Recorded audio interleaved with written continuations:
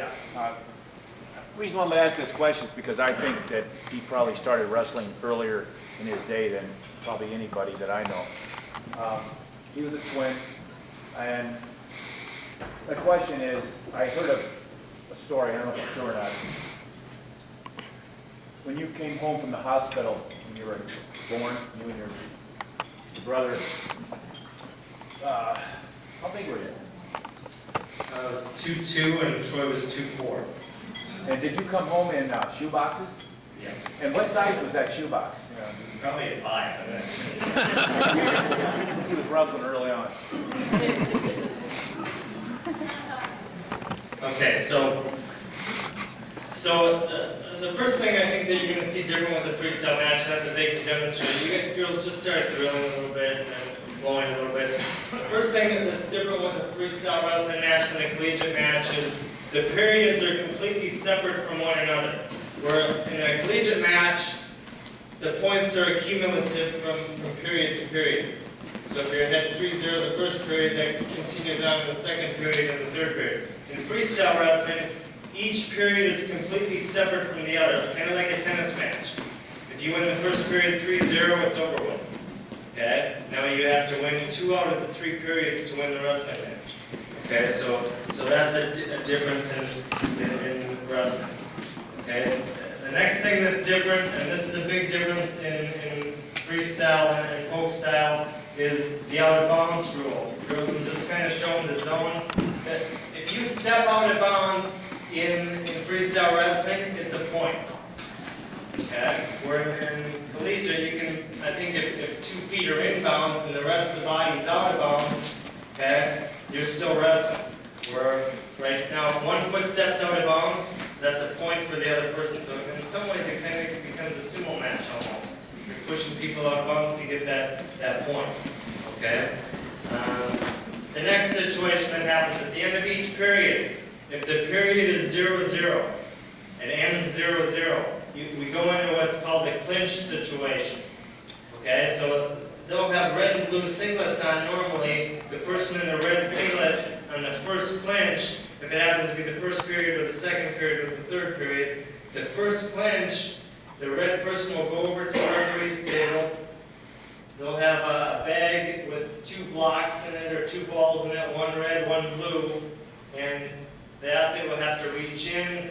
If they pull a red ball out, they have their choice to be in offense or defense. Now, this clinch situation lasts 30 seconds, and the offensive person, the burden is on them to score the point. If they don't score in 30 seconds, the blue wrestler or the defensive wrestler will win that period. You go on to the next period, it starts 0-0, and we start again. So a lot of times, matches are won and lost right there. If it's 0-0, they can be won and lost on that block grab, ball grab, on that, who's red or blue, who's offense or defense. Because most of the time, the offensive person's winning the clinches. Okay, so that's a big difference. So just show them a clinch situation. Here's a clinch situation. One person gets defensively set. The other person, as soon as they lock their hands, wrestling starts. And they have to score a point. As soon as they hit the mat, the point is scored. If they don't hit the mat, they wrestle for 30 seconds. And then the point, at that point, is either offense or defense, whether they score or not.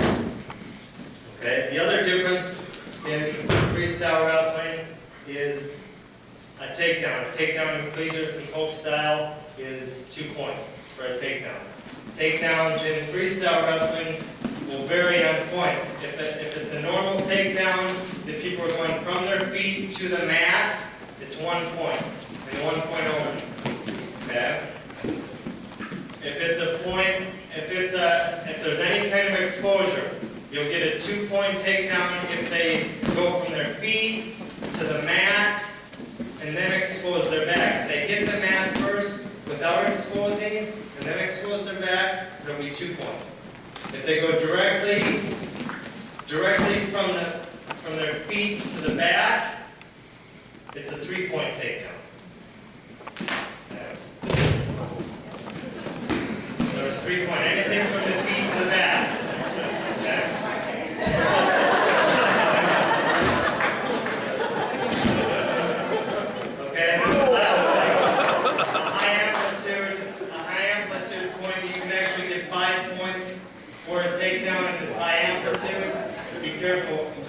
anyone hurt here, but don't land on any tables. Okay. That would be a 5-point takedown. A 5-point takedown wins the period. Period's over. Okay. So that's how you score points. So the other difference is if you're ahead by 6 points anywhere in the mat, anywhere in the period, if it's 6-0, 1-7, 2-8, the period's over. Okay, you go on a 30-second break. They'll go to their corners, talk to their coaches. They come back to the center of the mat for the second period. But any 6-point or any 5-point move will end the period, but the rest of them will continue. A pin will always end the match. Okay? A pin is a pin. They'll end the match. Now, the other way they can score, the other difference is in the parterre position, or the top and bottom position. Okay? There's no forced parterre, so the only way they'll ever end up in parterre is if there's a takedown, or when there's a takedown, they'll end up here. Nobody will be put in that position. Okay, but if there's a takedown, they'll end up in this position. The bottom, go ahead and just show some turns here. But the bottom position, their only job is to stop the top person from turning them over. If they can stop them, they'll have 20 to 30 seconds to score a point on top. If they don't score a point, they're brought back up to their feet. Okay? Now, like on the feet, points in parterre, the top and bottom position, points in parterre can be scored differently.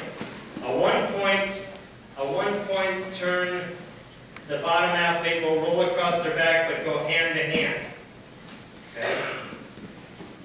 They'll go hand to hand, that's 1 point. Okay?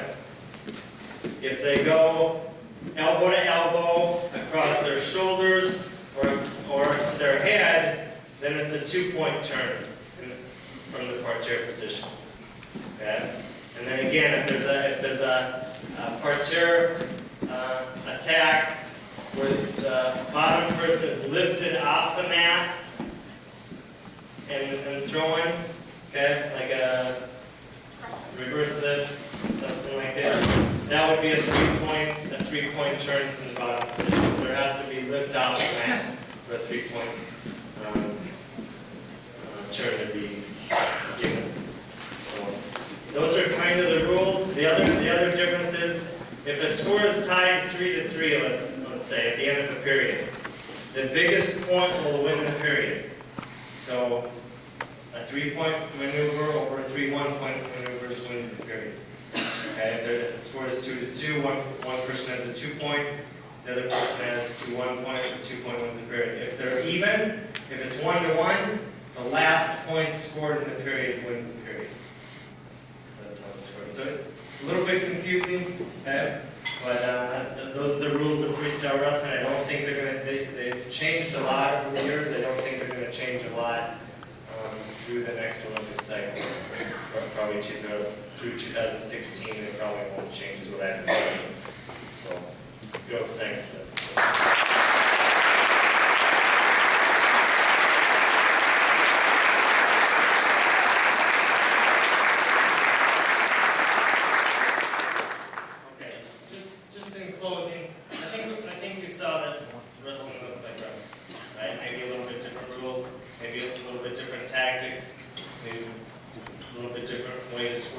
But like Coach said, get out there and throw them down, put them in the back, and so it looks the same, it's treated the same. So that's kind of how it is. I just want to say again, I want to say thank you for inviting us back in, inviting me back into this community, inviting the girls in, and then the national team and the coaching staff.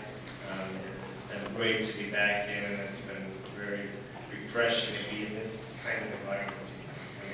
Again, you don't get this everywhere where wrestling is this important. And let me tell you something, when you spend your life in the sport of wrestling, and you spend your life trying to teach people through the sport of wrestling, it's very refreshing to come into a place that appreciates it, and appreciates what you do. So I want to thank all of you for that. Just small, I want to thank Josh, and a lot of people in the community who sponsored meals for us during this trip. Made it a lot easier financial-wise, and Les and Matt, I want to thank you you guys for all the work you've done at the university, getting us all access basically where we want to go. Again, I want to thank Coach Brands, I know he's gone already, for letting us have access to that wrestling room and being in there and being able to watch the practices and just feeling the environment, feeling the intensity and feeling that. I told the girls, everyone's asking, what do you hope they gain from this experience? I said, I'm not going to limit that to what they're going to gain from here. Everyone's going to take something different from being in that room and around that environment. And I think they all have it. I think they have a whole different appreciation for not just Hawkeye wrestling, but Iowa City and the state of Iowa for what you guys mean for the sport. And I want to thank Coach Gable for everything you've done for me over my life. And he's invited us and the team out to his house tomorrow morning. And again, it's a great thing, and I think we're going to take a lot from that as well. So I appreciate everything. I know there's people I forgot to thank, but thanks for everything.